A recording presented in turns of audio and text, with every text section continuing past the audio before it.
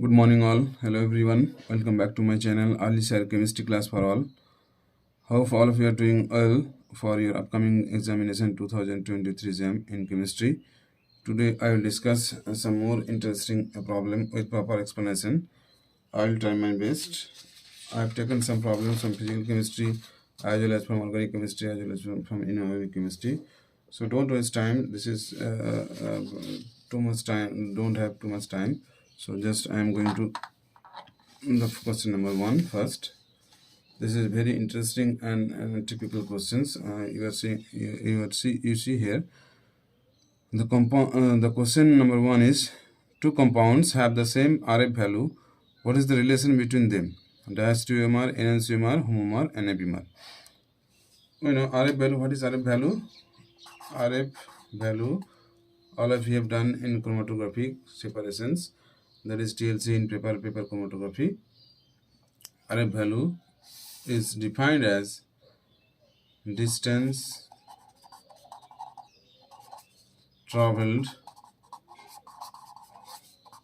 by the solid divided by the distance traveled by the solvent. So if you draw a picture here, which is a TLC or paper, whatever will be, doesn't matter. So if you run this plate, so the solvent comes from this baseline to this is called solvent front. All of you know, I know this. Just for these classes I am discussing. For those who don't know or who have forgot this, for those students I am doing this exercise. So here we have taken spots.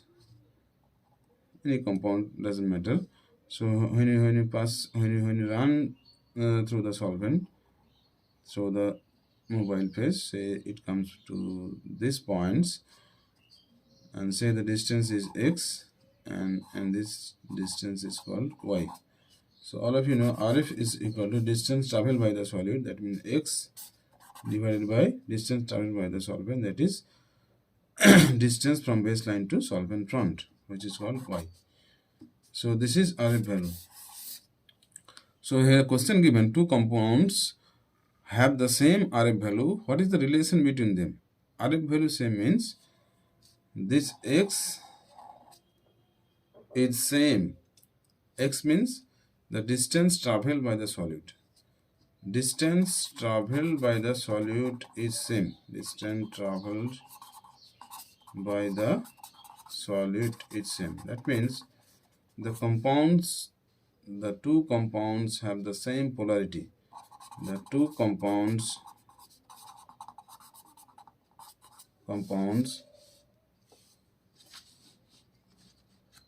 have the same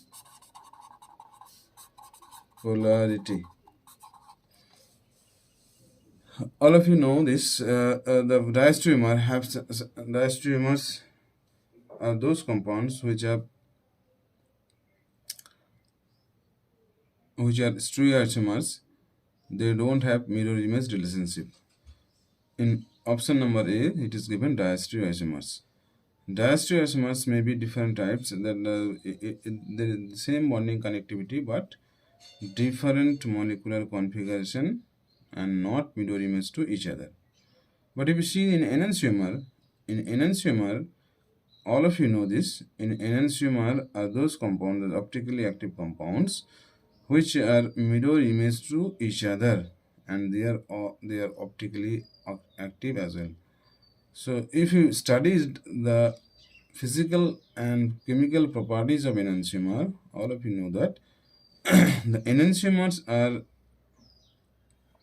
same in all physical properties and chemical properties, but only one thing they differ, that is optical rotations.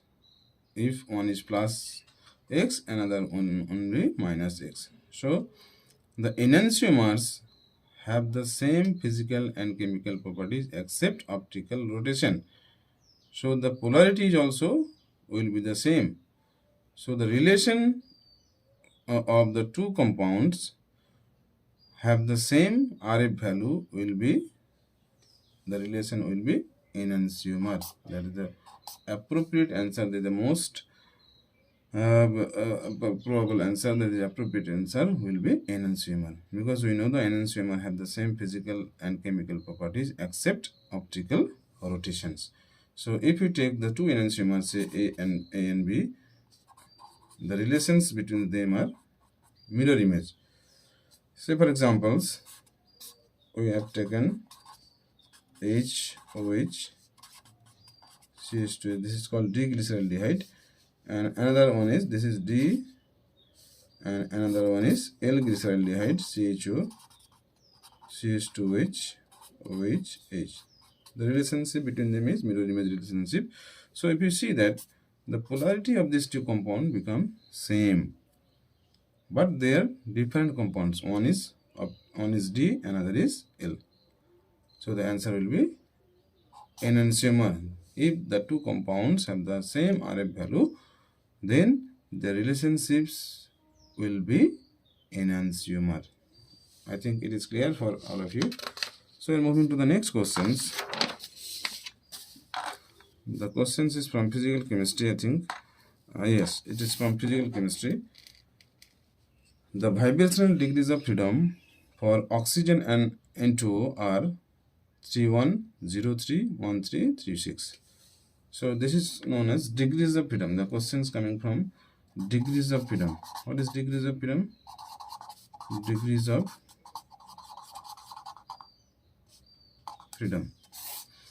All of you have been studying in, I think, in semester 1 or in first year, in kinetic theory of gases.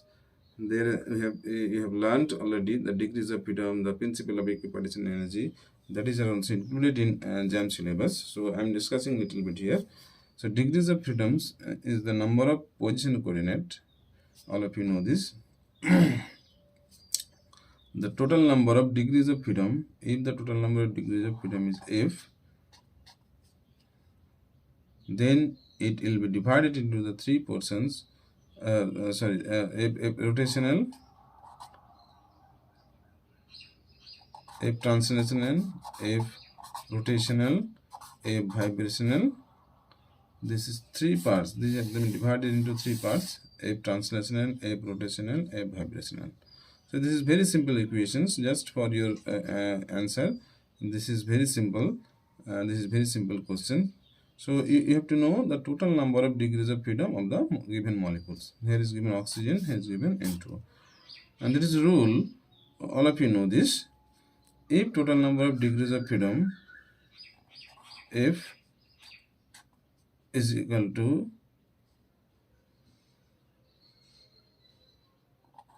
three into N, the total number of degrees of freedom will be 3N for any molecules, where N is equal to number of atoms present in the molecule. So F is equal to 3N, that is degrees of freedom for any molecules which have N number of atoms will be F is equal to 3N. From out of 3N degrees of freedom, the total number of translational degrees of freedom for any types of molecules will be 3. And F rotational is equal to 2 for linear molecule. Linear means all of you know this. And F rotational is equal to 3 for non-linear molecule.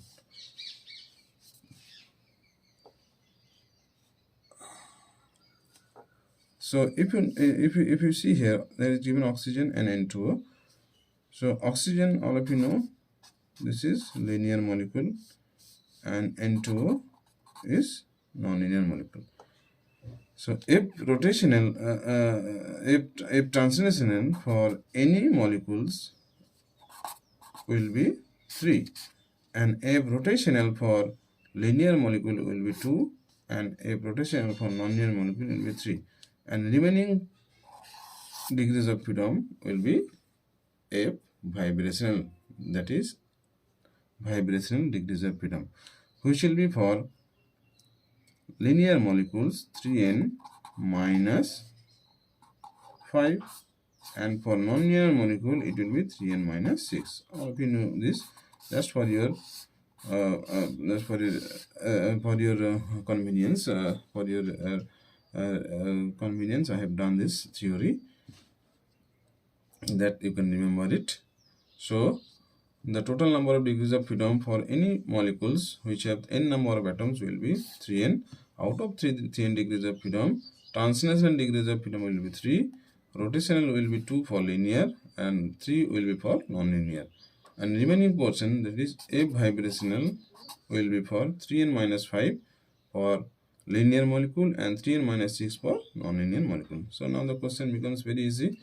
So if you consider N2 molecule, oxygen molecules, here we have to find out the vibrational degrees of freedom. So total number of degrees of freedom F is equal to, all of you know, 3n.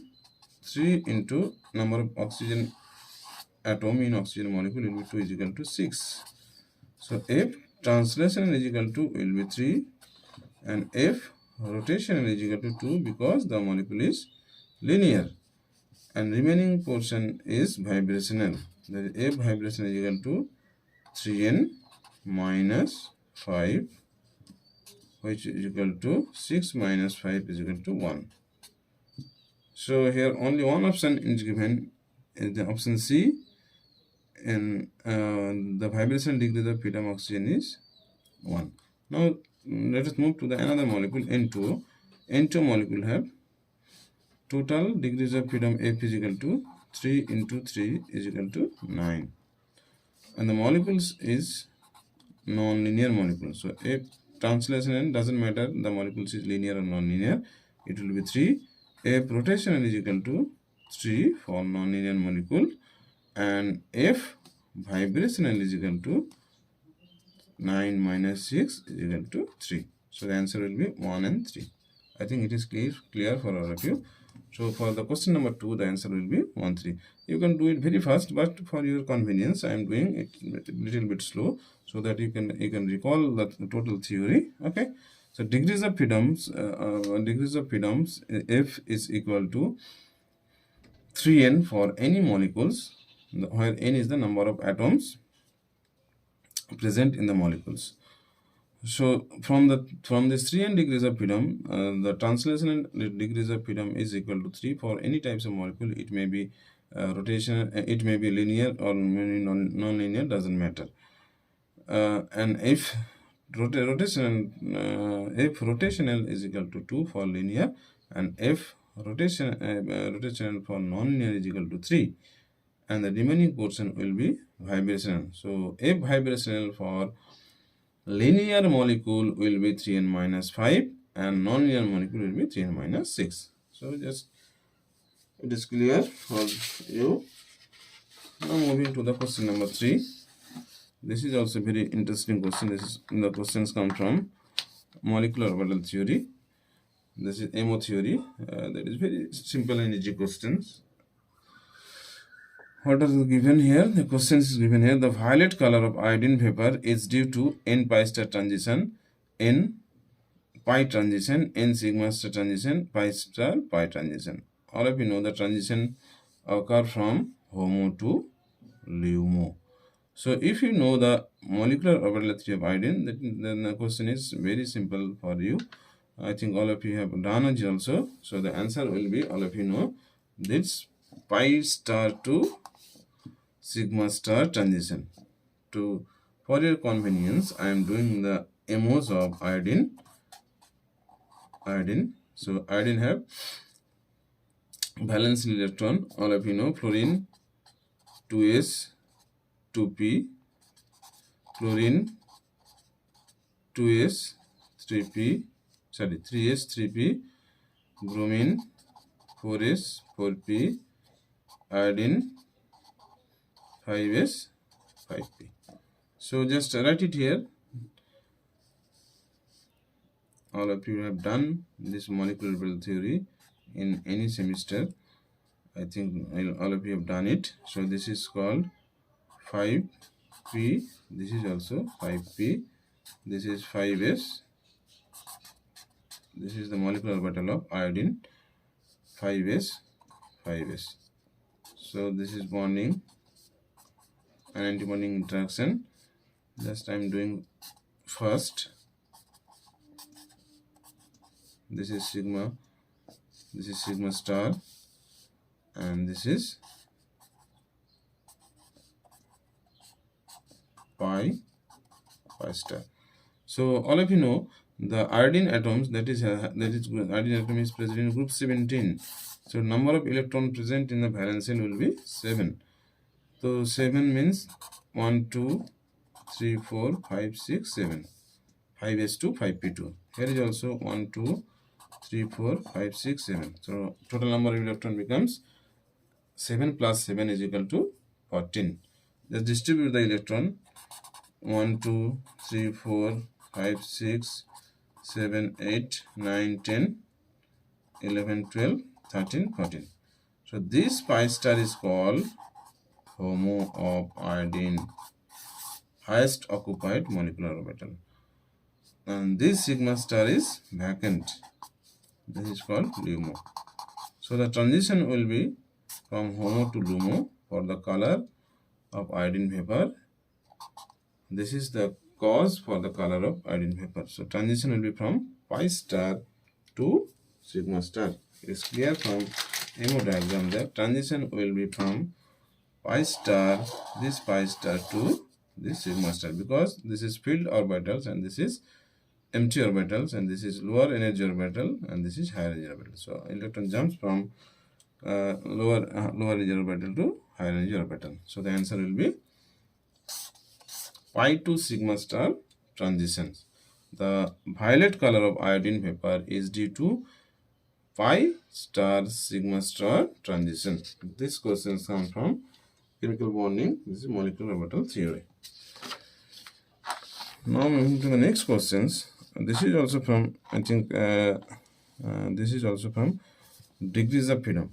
Number of translation and rotation and vibration degrees of freedom of carbon dioxide molecule respectively. This is very simple. Carbon dioxide molecules, CO2,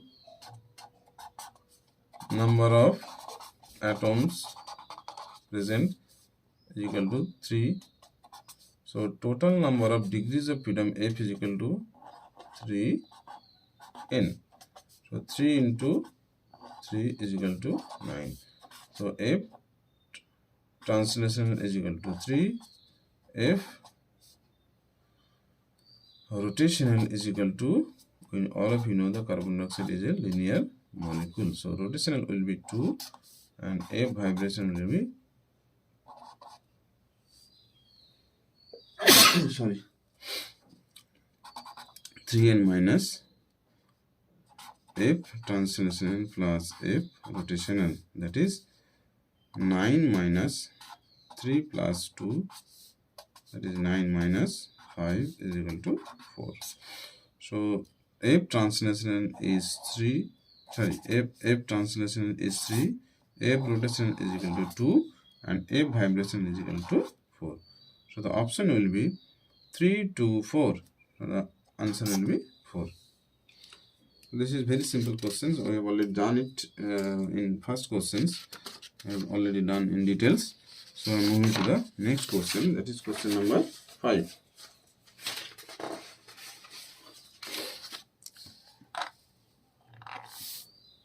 In question number 5, what you have seen here, which of the following ions possess one lone pair of electrons? Only one lone pair. So we have to know the valence electron pair repulsion theory. I have done this theory video. I have done this theory video class of VSE pair theory in my first video. If you if you see my channel, you find it in my first video. That is VSE pair theory. Starting video will be VSE pair theory, and after 2 or 3 videos, I have done the previous year JAM questions. I have discussed the details. I think almost 8 or 9 questions are written, solved there. So just see for your convenience, it will be clear for you. So which of the followings ions possess one lone pair of electron? Only one lone pair of electron is present in the molecules. So just you can do it easily also. For your easy understandings, I am doing it broad sense. So ICl2, that is one iodine is center atom and another two chlorine is terminal atom. So one is negative, ICl2 minus, one negative center. So if you can do the negative center in, you can put the negative center in any atom for your easy understanding. Just I am doing the negative center here. So iodine has valence shell electron. Already 7 electrons is present, but after this minus, the number of electron will be, the valence electron will be 8. Okay, so total number of valence electron in ion is present 8. So how many electrons need for chlorine to fill up its octet will be 1, and this is also 1. So from this 8 electrons of I minus, only 2 electron is here. So number of lone pairs will be 3. We know the remaining electron is 6, so the number of lone pair will be 3. So the total bond, so it doesn't matter. So this will be cancelled out. We have to find out the number of one lone pairs. Now move to the question, option number B, I3 plus. In I3 plus, I. So you make one central atom or another terminal atom, nothing, doesn't matter. You make a atom positive charge. So for your easy understanding, so if I has 7 valence electron, then I plus will have one less electron, that is 6 valence electrons. So it will 6, and in iodine -1. So remaining electron will be 4. So lone pair becomes 2. So this is also cancelled out. Now we move to the I5 minus. Very interesting examples. I5 minus. If you see in I5 minus, what you will see here,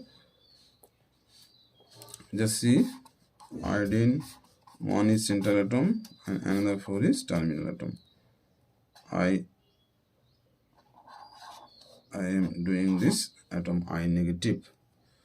So from this 8 electron, all iodines will take 4, remaining iodine will take 4 electrons.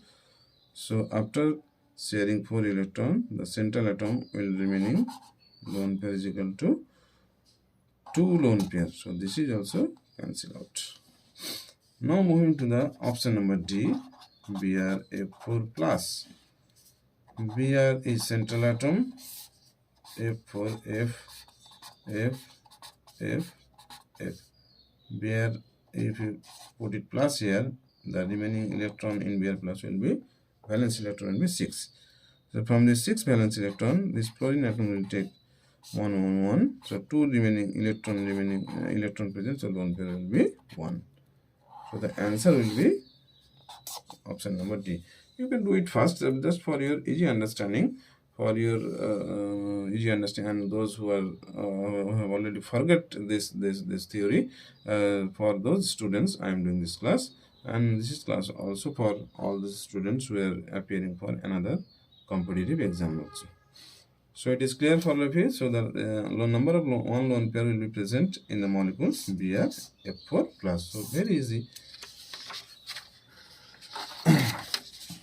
Now I move to the question number 7. In question number 7, this is a broad broad questions. I think it will take it will have 3 marks or 2 marks, whatever, doesn't matter. Among NO3 minus, ASO3 3 minus, CO3 2 minus, ClO3 minus, SO3 minus, and BO3 minus, the non-polar species are. So to know the polarity of the molecules, we have to know their structure properly. So this is also from related to VC pair theory. So just for your convenience, you do it. NO3 minus, all of you know, just I'm writing directly. NO3 minus have this structure, all of you know, this is planar, trigonal planar structure. All of you know, the hybridization of this nitrogen atom is sp3. So this is planar structure, planar and symmetrical. Now move to the ASO3 minus, nitrogen, phosphorus, arsenic, antimony. Arsenic, nitrogen, phosphorus, arsenic, antimony, that is in same group, nitrogen, phosphorus, arsenic, antimony. ASO3 3 minus, ASO3 3 minus. So the structure will be arsenic, just do it, O, O, O. Arsenic has 5 valence electron. Nitrogen, phosphorus, arsenic, antimony, bismuth, all of you know it. So you do it. You put one negative charge to each oxygen atom, so it will now become minus 1, minus 1, minus 1, that is minus 3. So this molecules ASO3 minus. Now O minus will take 1 electron. This O minus will take also 1 electron. Which will also take 1 electron. Share 1 electron. Not take. This is a covalent bond. So the sharing of electrons between O minus to S will be 1 1, because O minus have already 7 electrons. In neutral oxygen, that is in oxygen atom, there will be 6 electrons. So in O minus there will be 7 electrons. So that's why to fill up their octet, it will take 1 electrons. Now the lone pair will be present here, which is 1. So the hybridization is sp3. sp3 means structure will be like that. Trigonal pyramidal shape. ASO3 3 minus.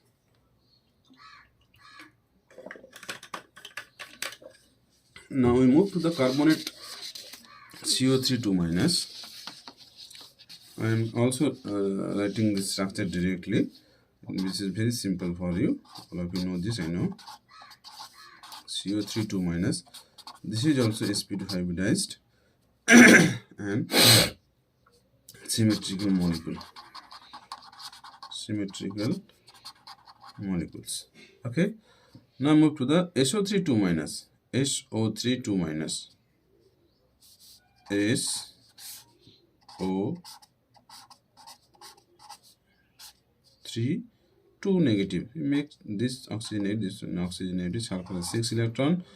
That will the O minus will share 1 electron. This O minus and this will share 2 electrons, and remaining lone pair will be 1. So the hybridization is also here sp3. So the structure will be double bonded O minus, O minus. 1 lone pair is present here.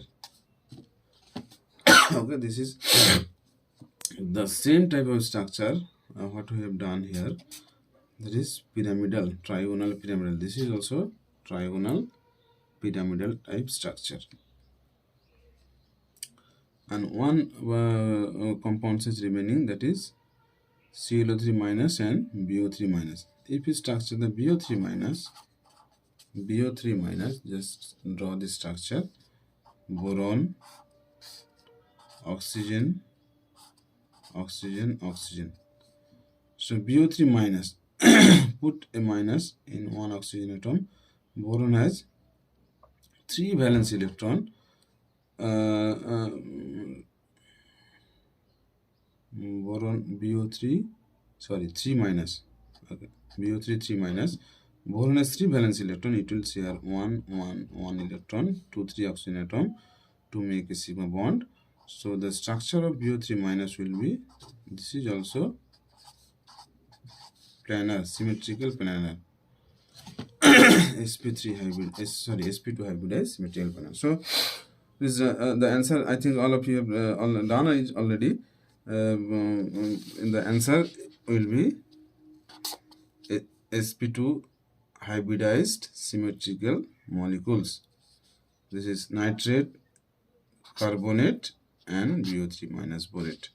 So the non-polar species will be these three. The option number will be option C.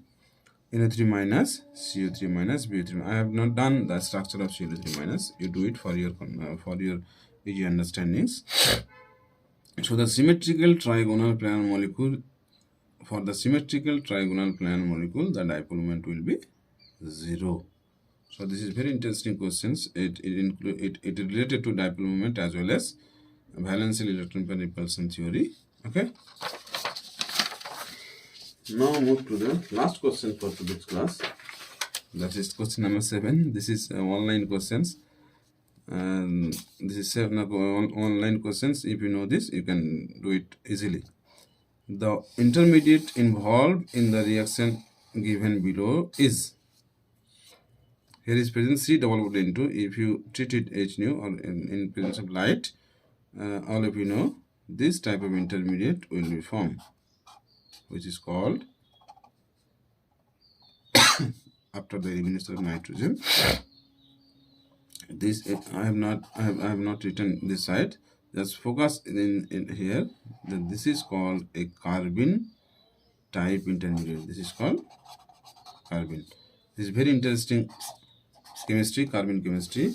If you take some time, if you have some time, you go through any books and read it. The carbene chemistry. This is very interesting chemistry. All of you know that for your easy and for your understanding. This time, saying a little bit about carbene. The carbene are two types. One is singlet, another is triplet. In singlet carbene, carbon is in sp2 hybridized. In singlet carbene, carbon is in sp2 hybridized with vacant p orbitals. So this orbital is vacant. So this is called singlet carbene. Singlet carbene. So these orbitals remain vacant. So it will act as an electrophile. Electrophile. And another types of carbene will be, the hybridization is sp2. This is triplet carbene. In triplet carbene, carbon is in sp2 sp hybridization, and two electrons are present in two different p orbitals. So it will behave like a diradical. So this is for your information, kind information. I have to do this. So the answer will be carbene. Just see the answer. Singlet carbene, this is called triplet carbene. Singlet carbene will act as an electrophile and triplet carbene will act as a diradical. And the answer for this question, the intermediate involved in the reaction given below is not free radical, not carbocation, not carbon ion. It will be carbene. So thank you students for your kind patience. So just do well in your upcoming examinations. Just go and answer all. Don't try to answer all the questions. Don't try to focus all the questions. Just do whatever you know best in fast. If someone is interested, someone is strong in organic chemistry, if someone is strong in inorganic chemistry, if someone is strong in physical chemistry, you focus those questions first. Okay, I am not underestimating anyone. This is our human nature. We focus on our best side first. Okay, so go to the examination hall and come easy and take it easy. So it doesn't matter, after a long period of time, you are sitting this type of examinations. This is competitive examination. So don't try to don't afraid to anybody, don't afraid the examination hall. Don't panic in examination hall. Just do your best and try to answer those questions which are 100% sure to you that this answer will be the 100% sure. So try to answer those questions which are known to you. Don't try to touch all the questions, because there will be a problem for your ranking, for your result. So don't try to do all the questions. Do those questions which are known to you. So thank you all. We'll meet in another class before your examinations. So goodbye, all of you. Best of luck for your upcoming examination. Thank you all.